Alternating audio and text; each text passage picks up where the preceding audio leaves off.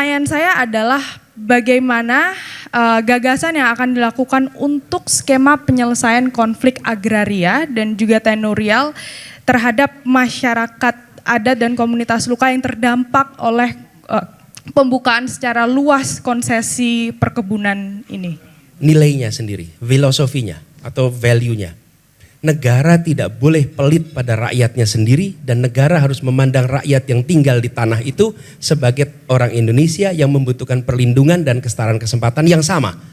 Itu prinsip nomor 1 yang harus dipegang.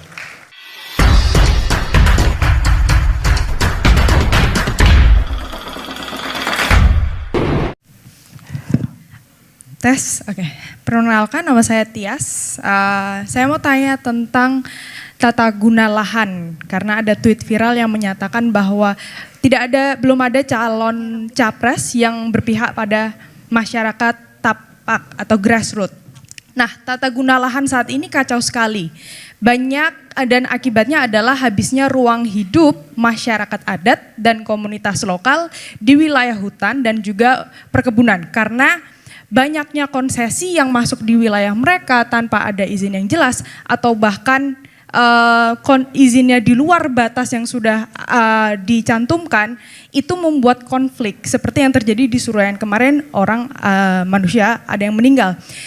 Pertanyaan saya adalah bagaimana gagasan yang akan dilakukan untuk skema penyelesaian konflik agraria dan juga tenurial terhadap masyarakat adat dan komunitas luka yang terdampak oleh pembukaan secara luas konsesi perkebunan ini. Terima kasih Tias. Ini, pertama ada 2.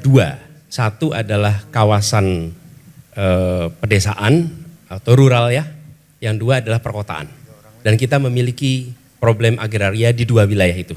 Sayangnya saya dengar yang dibahas sekarang tidak memasukkan yang perkotaan di dalam perancangan undang-undangnya. Menurut saya perkotaan itu kita juga punya masalah tentang tanah-tanah yang digunakan oleh rakyat tapi secara status itu milik negara, apakah BUMN atau milik aset pemerintah.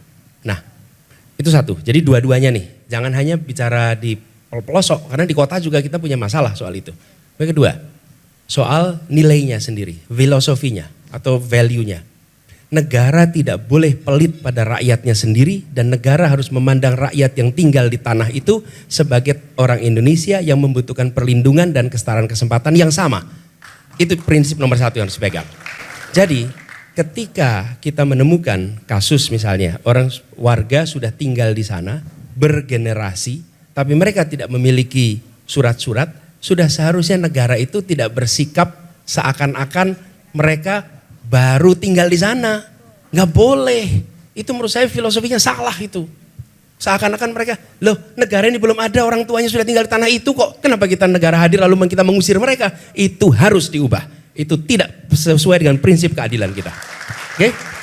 Di sisi lain, ini korporasi yang baru datang malah dikasih. Ini salah itu. Menurut saya tidak benar. Sama seperti ketika saya berbicara dengan kasus-kasus di perkotaan nih. Tanah seperti tanah merah tuh. Yang warga sudah tinggal di situ bergenerasi. Lalu tanah itu dikatakan itu tercatat sebagai milik negara. Saya tanya emang negara beli dari mana dulu? Nggak beli. Negara dapatnya dari pemerintah Belanda. Nah terus pemerintah Belanda dapat dari mana? Pemerintah Belanda dapat dari garis-garisin aja. Nah ini juga terjadi di Surabaya.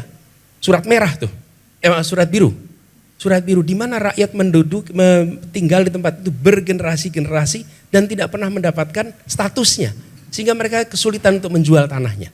Jadi menurut saya itu filosofinya itu. Lalu yang ketiga, bentuk tim untuk reformasi agraria yang menjalankan filosofi itu. Filosofinya harus ada. Kalau pemimpin tidak memiliki nilai, maka tim itu akan bekerja dengan prinsip cost benefit. Karena tidak punya nilai. Nah, saya sampaikan nilainya adalah keadilan dan hormati mereka sebagai penduduk asli di situ yang sudah bergenerasi, yang justru kita harus memberikan sertifikasi atas tempat yang mereka tinggali selama ini. Jangan dibalik gitu. Dan saya merasakan betul bagaimana penduduk-penduduk di pelosok, terutama di kawasan-kawasan dekat hutan, kawasan yang mereka tidak pernah mengurus apapun juga. Sudah bergenerasi, nggak boleh negara bersikap seakan-akan itu bukan tanah mereka. Nah, tim reformasi agraria ini harus menjalankan itu. Sehingga secara technicality mereka disusun untuk membuat peraturannya, lalu di kota dan di pedesaan, di rural area. Karena problemnya akan berbeda. Tapi kalau kita tidak punya filosofi itu, maka tim itu akan bergerak cost benefit. Dan negara, saya katakan dari awal, jangan pelit sama rakyatnya sendiri. Karena tanah itu sesungguhnya adalah tanah rakyat yang ketika ada negara, kemudian kita melakukan pencatatan atas tanah-tanah itu. Gitu jawabnya. Makasih.